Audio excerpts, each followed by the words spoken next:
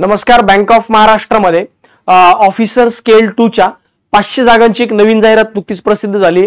या जाहिरातीमध्ये नेमका पूर्ण प्रोसेस जी आहे कशी असणार आहे, मग इलिजिबिलिटी क्रायटेरिया काय काय असेल, कोण कोण लोक अप्लाय करू शकतं, एज लिमिट काय असेल, सिलेक्शन प्रोसेस काय असेल, डेट तारखा, अप्लाय करण्याच्या तारखा असतील किंवा त्यानंतर तुमची सिलेक्शन प्रोसेस असेल, महत्त्वाच्या इन्फॉर्मेशन असेल जसं की तुमच्या सिबिल स्कोर बद्दल त्याच्यात एक महत्त्वाची इन्फॉर्मेशन दिली आहे, एक्झाम पॅटर्न, ही सगळी डिटेल्स जी आहे या व्हिडिओच्या माध्यमातून तुम्हाला बघायला मिळेल. व्हिडिओ शेवटपर्यंत बघा आणि माहिती संपूर्ण नीट समजून घ्या आणि मग त्यानंतरच ऍप्लिकेशन फॉर्म भरा. सर्वात पहिल्यांदा जागा किती आहेत ते समजून घेऊया. तर बघा, एकूण 500 जागा आहेत. टोटल वॅकन्सी ज्या जर बघितल्या तर एकूण 500 जागा आहेत. या 500 जागांमध्ये एससी कॅटेगरीसाठी 75, एसटी साठी 37, ओबीसी साठी 135, ईडब्ल्यूएस अनरिझर्व आणि एकूण 500 जागा आहेत. ज्या पीडब्ल्यूडी जागा आहेत, ज्याला आपण फिजिकली चॅलेंज कॅन्डिडेट म्हणतो, दिव्यांग, त्यांच्यासाठी वेगळ्या 5 जागा ज्या आहेत त्या अशा पद्धतीने आहेत. आता जे फॉर्म जे आहेत, फॉर्म कधीपासून सुरू झाले तर फॉर्म आज म्हणजे 13 ऑगस्ट 2025 पासून फॉर्म भरण्याची ऍप्लिकेशन लिंक ओपन झाली आहे. आता ही जी लिंक आहे ही 30 ऑगस्ट 2025 पर्यंत ओपन आहे, तर या दरम्यान तुम्ही फॉर्म भरू शकता.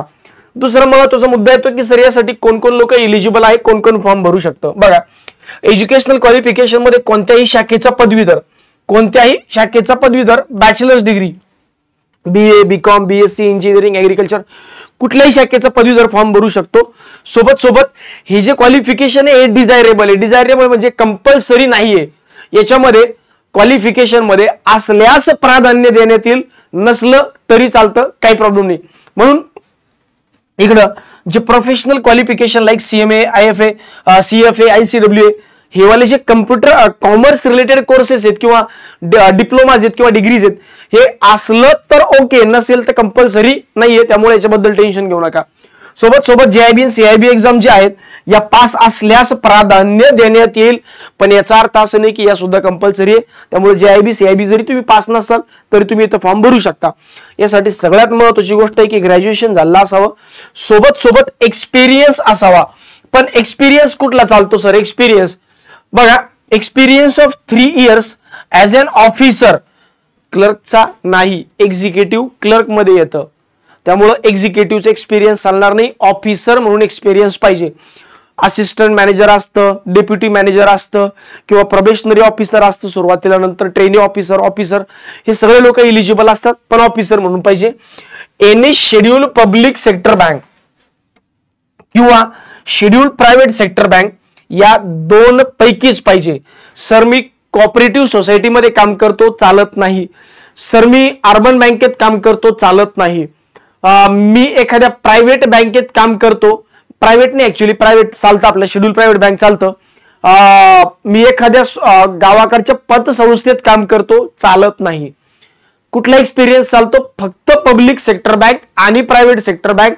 हा एक्सपिरियन्स सोडून कुठलाही चालत नाही. पब्लिक सेक्टर बँकांमध्ये जसं आपलं बँक ऑफ इंडिया असेल, बँक ऑफ महाराष्ट्र असेल, पंजाब नॅशनल बँक असेल, बँक ऑफ बडोदा असेल, स्टेट बँक ऑफ इंडिया असेल, आणि प्रायव्हेट सेक्टर बँक ऍक्सिस आहे, HDFC आहे, ICICI आहे, त्यानंतर तुमची बंधन बँक आहे, कोटक महिंद्रा बँक आहे, तर या बँकांचा एक्सपिरियन्स चालतो. बाकी अर्बन कोऑपरेटिव्ह बँक किंवा कमर्शियल बँक, अर्बन बँक यांचा कुठलाही एक्सपिरियन्स चालत नाही. पतसंस्थांचा एक्सपिरियन्स चालत नाही, लक्षात घ्या.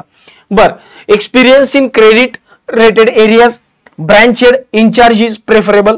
इथेही पुन्हा जर तुम्ही क्रेडिटमध्ये काम करताय, लोन डिपार्टमेंटमध्ये, ते जर तुम्ही काम केलं असेल तुम्हाला प्राधान्य देण्यात येईल, पण याचा अर्थ असं नाही की तुम्हालाच घेण्यात येईल, हे प्राधान्य आहे. एज लिमिटचा जर विचार केला तर 22 वर्ष मिनिमम आणि मॅक्सिमम 35 वर्ष जनरल कॅटेगरीसाठी आणि EWS कॅटेगरीसाठी. ओबीसी साठी +3 म्हणजे 38, SC ST साठी +5 म्हणजे 40 वर्षांपर्यंत अप्लाय करता येतं.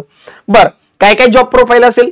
जे नॉर्मल बँकेचे कामं तुम्ही करता, सध्या जे काम तुम्ही करताय पब्लिक सेक्टर बँकेमध्ये तेच कामं करायचे. प्रायव्हेट सेक्टर बँकेच्या विद्यार्थ्यांना मात्र किंवा उमेदवारांना मात्र थोडा सुकून मिळेल, कारण तुम्ही प्रायव्हेट सेक्टर बँकेतून पब्लिकमध्ये येत आहे, तर ऑफकोर्स तेवढा वर्कलोड तुमचा बँक ऑफ महाराष्ट्रामध्ये नसेल. तर मला वाटतं वॅकन्सीज वाला मुद्दा आणि एलिजिबिलिटी क्रायटेरिया मुद्दा क्लिअर झाला. आता सिलेक्शन प्रोसेस जर समजून घ्यायची तर बघा, सिलेक्शन प्रोसेस मध्ये काय काय तुम्हाला आहे. पहिल्यांदा एक सिंगल एक्झाम आणि त्यानंतर मग आहे इंटरव्ह्यू. सिलेक्शन प्रोसेस मध्ये अगोदर तुम्हाला एक एक्झाम द्यायची आहे आणि एक्झाम नंतर तुम्हाला इंटरव्ह्यू द्यायचा आहे. एक्झामचा पॅटर्न कसा असेल सर बघा, एक्झाम मध्ये तुम्हाला सुरुवातीला 4 विषय आहेत, 4 विषय एक्झाम मध्ये, हे 4 विषय तुम्हाला अभ्यास करायचे किंवा या विषयाची परीक्षा आहे. इंग्लिशचे 20 क्वेश्चन, क्वांटचे 20 क्वेश्चन, मॅथ्सचे 20 क्वेश्चन, रिझनिंगचे 20 क्वेश्चन आणि प्रोफेशनल नॉलेजचे 20 क्वेश्चन. सर या प्रोफेशनल नॉलेज मध्ये नेमकं काय असेल, आणि इकडे सेक्शनल टायमिंग आहे 20 मिनिटं 20 मिनिटं 20 मिनिटं आणि 60 मिनिटं, 2 तासांची परीक्षा आहे, 150 मार्कांचे क्वेश्चन पेपर आहे.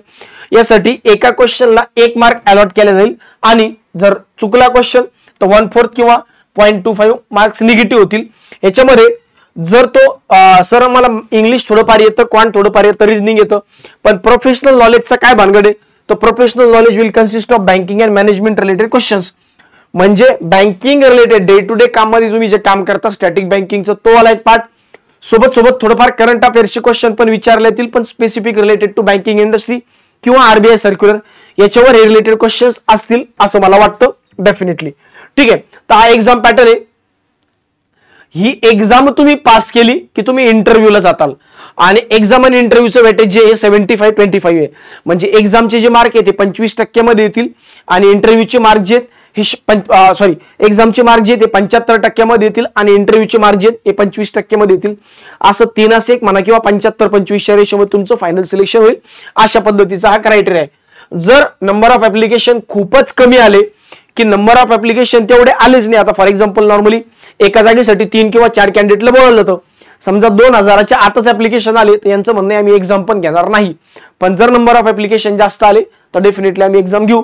तर जर तुम्ही सीबीओची तयारी करत होते किंवा तुम्ही मधल्या काळात अजून बघा एक्सपिरियन्स बेसिसवर ऍड आली होती, आता पाठीमागे बँक ऑफ बडोदाची आली होती, बँक ऑफ बडोदाची ऍडव्हर्टिजमेंट आली होती. तर या दोन्हीसाठी जर तुम्ही तयारी करताय, एलबीओची ऍड आली होती, तर ऑटोमॅटिकली त्याच तयारीच्या बेसिसवर याचं पण सिलेक्शन तुमचं जे हे डेफिनेटली होऊन जाईल. तर अशा पद्धतीची ही प्रोसेस आहे. बाकी एक्झाम पॅटर्न झाला. आता जर एक्झाम सेंटर बद्दल विचारायचं झालं तर एक्झाम सेंटर महाराष्ट्रामध्ये बऱ्यापैकी एक्झाम सेंटर आहेत. छत्रपती संभाजीनगर आहे, मुंबई आहे, ठाणे आहे, जळगाव आहे, अमरावती आहे, नांदेड आहे, नाशिक आहे, नागपूर आहे, पुणे आहे, कोल्हापूर आहे. म्हणजे ऑलमोस्ट जेवढे एक्झाम सेंटर आहे बीपीएससी एक्झामला असतात या एक्झामला सुद्धा तेवढे एक्झाम सेंटर आहेत. बाकी याची फीस वगैरे जे आहे हा वाला मुद्दा क्लिअर झाला. सिलेक्शन प्रोसेस एक्झामचाही झालं. इम्पॉर्टंट डिटेल्स मध्ये डेट्स अगोदर मी सांगितल्या. एक्झामची फीस जी आहे ही किती फीस असेल तर 1000 रुपये एक्झामची फीस जी आहे यांनी ठेवलेली आहे. एक्झामची जी फीस आहे ही 1000 रुपये ठेवली आहे. जनरल आणि ईडब्ल्यूएस आणि ओबीसी कॅटेगरीसाठी हे बघा, जनरल ईडब्ल्यूएस आणि ओबीसी कॅटेगरीसाठी 1000 रुपये प्लस जीएसटी 180 अशी एकूण 1180 रुपये. आणि एससी एसटी पीडब्ल्यूडी कॅन्डिडेटसाठी 100 रुपये फीस प्लस 18% जीएसटी अशी एकूण 118 रुपये एवढी फीस जी आहे ही ठेवलेली आहे. बाकी एक्झाम कशा पद्धतीने होईल तर एक्झाम मी असं म्हणतो की पीओच्या प्री लेवलची एक्झाम असेल, त्या लेवलची डिफिकल्टी लेवल यांची असेल. बाकी एक सिबिल बद्दल एक इन्फॉर्मेशन बघा, खूप बोल्ड करून त्यांनी दिली आहे. ऑनलाईन ऍप्लिकेशन फॉर्म कसे भरायचे, नॉर्मली आपण आयबीपीएसचं ऑनलाईन ऍप्लिकेशन जसे भरतो त्याच पद्धतीने ऑनलाईन ऍप्लिकेशन फॉर्म भरायचे आहेत. फॉर्म भरण्याच्या तारखा आजपासून फॉर्म चालू झाले, 30 ऑगस्ट पर्यंत याचे फॉर्म जे आहेत हे ऑनलाईन ऍप्लिकेशन फॉर्म भरण्याची लास्ट डेट आहे.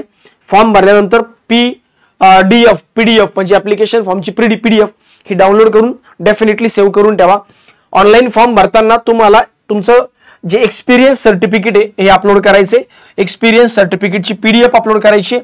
एक्सपिरियन्स सर्टिफिकेटची पीडीएफ जर सध्या तुमच्याकडे नसेल तर तुम्ही याच्याऐवजी ऑफर लेटर किंवा ज्याला तुम्ही जॉईनिंग लेटर म्हणतात तो वाला पार्ट प्लस सध्याची करंट सॅलरी स्लिप हे जरी अपलोड केलं म्हणजे एक्सपिरियन्स सर्टिफिकेट मॅन्डेटरी आहे. हे नसेलच तर offer letter plus salary certificate दोन्ही पीडीएफ मर्ज करा आणि ते अपलोड करा. त्याच्यावरून कळून जातं की तुम्ही कधीपासून जॉईन केलंय आणि सध्या तुम्ही वर्किंग आहात. तर मिनिमम 3 वर्षांचा एक्सपिरियन्स या ठिकाणी कंपल्सरी आहे, पब्लिक सेक्टर बँक आणि नॅशनलाइज बँकचा. बाकी ज्यांनी बँकेचे लोन ज्यांच्याकडे डिफॉल्ट आहे किंवा ज्यांनी बँकेचे लोन रिपे केलेले नाहीयेत असे लोक या प्रोसेससाठी इलिजिबल नाहीये असे त्यांनी एकदम बोल्ड करून दिलेलं आहे. त्यामुळे जे लोक ज्यांचा स्कोर सिबिल स्कोर खराब म्हणण्यापेक्षा जे लोक इलिजिबल नाहीये किंवा ज्यांनी लोन डिफॉल्ट केलंय अशा लोक यांनी इलिजिबल होऊच नका किंवा फॉर्म भरूच नका असं त्यांचं म्हणणं आहे. इन केस ऑफ नंबर नाही हा वाला नाही मुद्दा, एक महत्वाचा मुद्दा होता बोल्ड मध्ये केलाय बघा. बोल्ड मध्ये, हा एक प्रोबेशन पिरियड हा नॉर्मली असतो प्रत्येक ऑर्गनायझेशन मध्ये. तर याचा प्रोबेशन पिरियड 6 महिने आणि 2 लाखांपर्यंत तुमचा अमाऊंट आहे जर तुम्ही 2 वर्षाच्या मध्ये सोडलं तर. म्हणजे तुम्ही बँक जॉईन केली 2 वर्षाच्या आत सोडून गेले तर तुम्हाला 2 लाख रुपये पे करावे लागतील. आता भरायचे नसते, आता फक्त श्युरिटी बॉन्ड साईन करायचा असतो. बाकी याच्याबद्दल जास्त काही टेन्शन नाही. पगार आता जर तुम्ही बघितलं तर बेसिक 64,200 आसपास आहे. म्हणजे ॲज गुड ॲज यांचा पगार 90,000 ते 1 लाखाच्या दरम्यान मिनिमम इन हँड सॅलरी जी आहे तुमची ऑफकोर्स असणार आहे. ह्याच्यानंतर एक तो क्लॉज दिला होता शेवटी आहे, पण ठीक आहे. ती एक गोष्ट लक्षात ठेवा की ज्यांचा सिबिल स्कोअर खराब आहे किंवा डिफॉल्टर आहात, खराब नाही, खराबला काही प्रॉब्लेम नाही, पण जर तुम्ही एखाद्या बँकेचे डिफॉल्टर आहात, एखाद्या ऑर्गनायझेशनचे डिफॉल्टर आहात तर तुम्हाला फॉर्म भरता येणार नाही असं त्यांचं क्लिअर कट म्हणणं होतं. खाली कुठेतरी दिलं होतं एक्झॅक्ट, आता ते सापडे ना बघा, पण काही असेल तर मी म्हणजे तुम्ही नोटिफिकेशन एकदा डेफिनेटली बघून घ्या.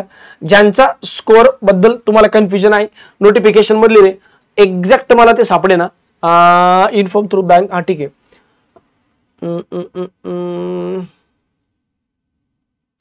ठीक आहे, ते एक्झॅक्ट सापडे ना मला, पण आहे नोटिफिकेशन मध्ये हवाला पाठ दिलाय, तेवढं सर्च करून मगच फॉर्म भरा.